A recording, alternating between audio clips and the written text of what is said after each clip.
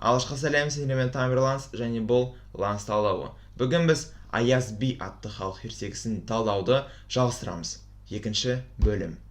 Күндердің күнінде бір күні жаман сыртқа шығып тұрса, қаланың ортасында түгілі 6 қанат ақ боз үй тұр.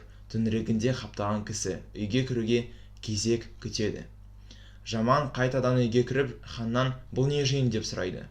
Хан сонда, қалада қара болса да, байлығы менімен қатар Уәлібай дейтін бай бар.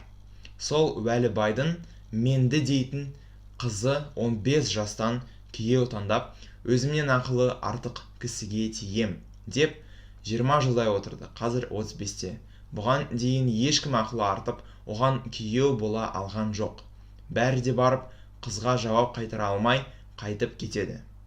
Ол жиын қызды жеңіп аламыз деп жүрген бай мырзалардың жиыны дейді. Жаман да тырысып көріп, кешке жұрт орынға отырған соң, жайлап қыздың үйіне барады. Есікті қағып еді, бір әсем келіншек шығып, не жұмысыңыз бар деп сұрайды. Менің жұмысым сенде емес, қызда. Бар, қызға айт дейді. Келіншек күліп, қызға барып, бикеш-ау, адам көргісіз бір жаман кісі сенде жұмысым бар дейді. Сенен ол да дәме етіп келген білем, деп қалжыңдайды. Қыз жымиып күліп, ол түрге жаман болғанмен қандай кісі екенін қайдан білесің? Мынаны алып бер, деп жеңгесіне гауһар, пышақ, тәрелке және қайрақ тас беріп жібереді. Жеңгесі ол заттарды апарып берген соң, жаман қолына алып қарап тұрады. Бар, мұның құралын алып кел, дейді. Ойбай, әлгі жаманын мұның құралын әкел дейді, деп жеңгесі қызға қайтып барады. Қыз жарайды деп жеңгесіне балға мен төс береді. Жаман балға мен төсті алған соң қайрақты төске қойып, балғамен ортасынан бөледі. Тірелкені уатады, пышақты жетесінен сындырады, гауһар тасты қақ жарады. Мә, бикешке алып бар, деп келіншектің қолына береді. Сынған заттарды көрген соң қыз ұшып тұра келіп, сол адам шайтан болмай адам болса, менің тап баратын кісім. Шақыр мұнды, деп айтады. Жеңгесі не дерін білмей, жаманды шақырып келеді. Қыз оны құрметтеп қарсы алады.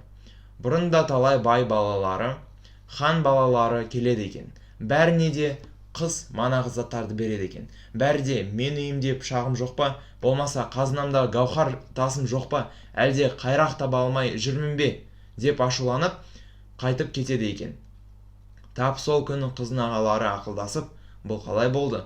Осы қыз 35-ке келді, күйеу таңдап, әлі біреуге тиген жоқ.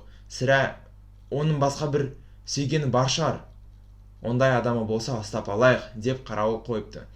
Таң атқан соң жаман қыздың үйінен шығып бара жатса, қарауылшылар оны ұстап, байдың балаларының қолына апарып береді. Бай балалары жаманды дірдектеп ханға апарып, мына уәзірді ұстап алдық, бізді келмей жатып басынды, дейді. Хан жаманды оны шалып сұрайды. Қыздың үйіне бардың ба? Жоқ. Мыналар ұстап алдық дейді ғой. Олар өтірік айтып бәле жауып жүр. Мені даладан ұстап алды. Мен сенің ақылыңды сыйлап, астымдағы тақымды да беріп едім.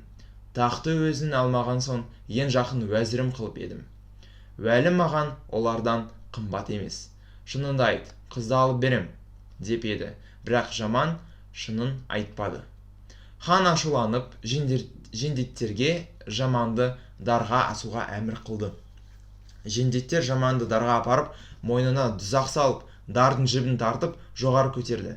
Жаман иманын айтып, қырылдап, енді демі бітуге айналғанда, көпті жарып, ақ боз атты, ақ киімді бетіне перде жапқан бір кісі келіп, қылышпен дардың жібін кесіп жібереді де, сылап жатқан жаманның көкірегіне қылышын көлденең тастап, жайына кетеді. Жаман біраз қырылдап жатып, есін жиған соң жендеттер тағы да дарға тартайын деп ыңғайланғанда, мені енді ханға апарыңдар деп өтінеді. Жендеттер қайтып алып келген соң, хан, бұл кезге дейін неге өлтірмедіңдер? Менің бұйрығымды екі етіңдер ме? Деп ақырады. Жендеттер тұрып уақиғаны айтып береді. Енді хан жаманға, маған барам деп неге айттың? Әлде манаға айтпаған шынымды айтайын деп пе келдің, дейді. Тақсыр шынымды айтайын деп келдім. онда уәлібайдың қызының үйіне барған рас па еді? Рас еді. Алам деп уәде беріп пе едің? Беріп едім. Ендеше мана неге айтпадың? Тақсыр, мана айтпаған себебім мынау еді. Мен барып уәлібайдың қызына сырттан хабарласқанда, ол маған бір тәрелке, бір қайрақ, бір пышақ, бір гауһар тас беріп жіберді. Ол оның қайрақтай болып езілгенше, тәрелкедей болып уатылғанша, пышақтай болып басы кесілгенше сыр айтпайтын кісі мына гауһар тастай жарып мені алады дегені еді. Сол сырды пышақтай болып басым кесілгенше айтпаспын деп пышақты жетесіне сындырып, қайрақтай езілгенше деп қайрақты уатып, тәрелкедей уатылғанша деп тәрелкені қиратып, гауһар тастай жарып сияна алам деп гауһар тасты қақ бөліп уәде беріп едім. Сол себепті мана шынымды айтпап едім. Қыздың өзі мені аяп ақбоз атқа мініп, бетіне перде жауып келіп, дардың жібін қиып, көкірегіме көлденең қылыш тастап кеткені мен үшін күнәсіз өлме ерлігінді көрдім. Қылыш үстінде серт жүрмейді деуші еді. Антынды қайтып ал дегені еді. Өзі рұқсат берген соң шынымды айтып отырмын деп жаман сөзін аяқтады. Хан жаманның сөзінің шындығына көз жетіп, ел жинап, тойын жасап, қызды жаманға алып береді. Жаман тапқырлығымен ханға жағып, екеуі дос болыпты. Міне осылай екінші бөлім бітеді. Келесі бөлімге көшейік.